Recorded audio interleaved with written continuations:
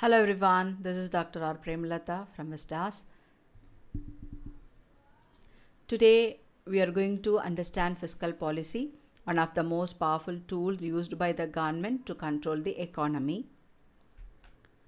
By the end of this video, you will clearly understand what fiscal policy means, why it is important, how it controls inflation and unemployment, and what reforms India introduced after 1991.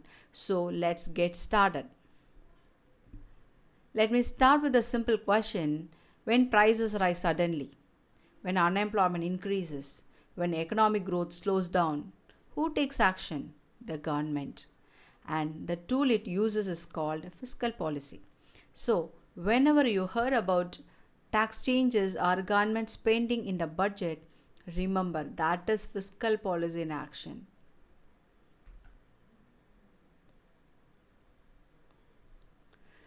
Fiscal policy simply means government policy related to taxation, government spending, borrowing. Think of it like this. If the economy is overheating, inflation is high, government applies brakes.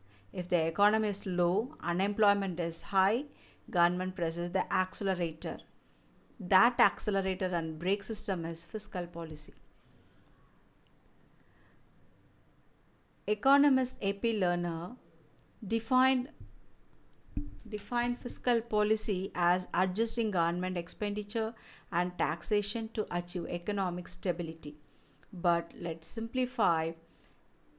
Government changes tax and spending levels to maintain stability in the economy. That's it. Don't complicate it. Why does the government use fiscal policy?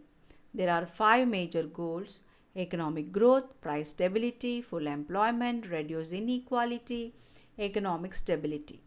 Now let's understand each with practical examples. Economic growth. Suppose GDP growth falls. What can the government do? It increases spending. For example, if the government spends 1 lakh crore on highways, construction workers get jobs. Cement companies earn profit. Steel industries grow. Workers earn salary and spend money. This creates a chain reaction. That is how fiscal policy promotes growth. Price stability. Now imagine onion prices rise from rupees 30 to 100 rupees per kg. This is inflation. To control inflation, government increases taxes, reduces spending, cuts subsidies. When people have less disposable income, demand falls and prices stabilize. Simple demand and supply logic. The next objective is full employment. If unemployment rises, government steps in. For example, through Mahatma Gandhi National Rural Employment Guarantee Act, under this scheme, rural households are guaranteed 100 days of work, more jobs, more income, more spending, and more production. That is expansionary fiscal policy. Next one is reduce inequality. Government collects higher taxes from rich people. It provides subsidies and welfare schemes to poor people. This redistribution reduces income inequality. Fiscal policy is also a social justice tool. Next, we are going to look at the instruments of fiscal policy. Now let's move to tools. How does government actually achieve these objectives?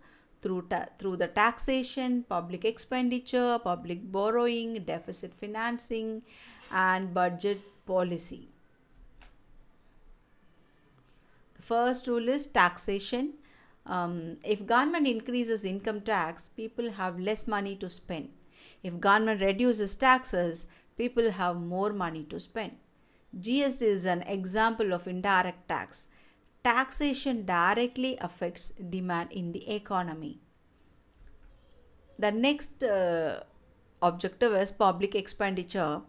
When government builds airports, metros, railways, that is public expenditure.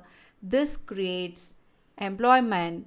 This also creates something called multiplier effect. One person's income becomes another person's income. That is how spending increases GDP. The next one is public borrowing. Sometimes government borrows money by issuing bonds. When people invest in government bonds, money goes from public to the government. This reduces excess money in the economy. Borrowing can help control inflation. The next one is deficit financing. When government spends more than it earns, it runs a deficit. To cover it, government may borrow or print money. Printing money is helpful during recession, but it is very dangerous during inflation. Too much money equal to high prices. Role of fiscal policy in controlling inflation. When inflation is high, government uses contractionary fiscal policy. It increases taxes, reduces spending, cuts subsidies. All this reduces demand. Less demand means lower price pressure. That's it. Next one is we are going to talk about full employment policy. During recession, government increases spending, metro projects, smart cities, infrastructure projects. If more projects, it gives more employment. This is expansionary fiscal policy. Now we are going to talk about the limitations of fiscal policy. Fiscal policy is powerful, but it has limitations. Time lag, political pressure, increasing public debt, high fiscal deficit. So implementation is very toughest job. Reforms after 1991. Before 1991, India had high tax rates and high deficits. After the 1991 India economic reforms, tax rates were reduced, disinvestment started, fiscal discipline improved, economy was liberalized. Next, we are moving on to the FRBM Act. What is FRBM?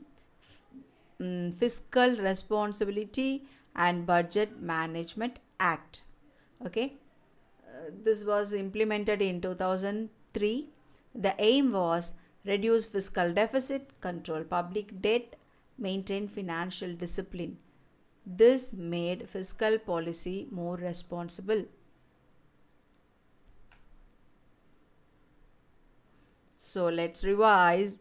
Fiscal policy is government policy related to tax plus spending plus borrowing.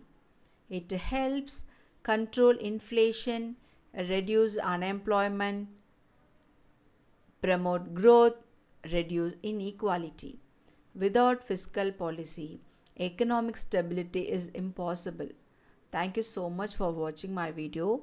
If you found this helpful, please like, share and subscribe my channel.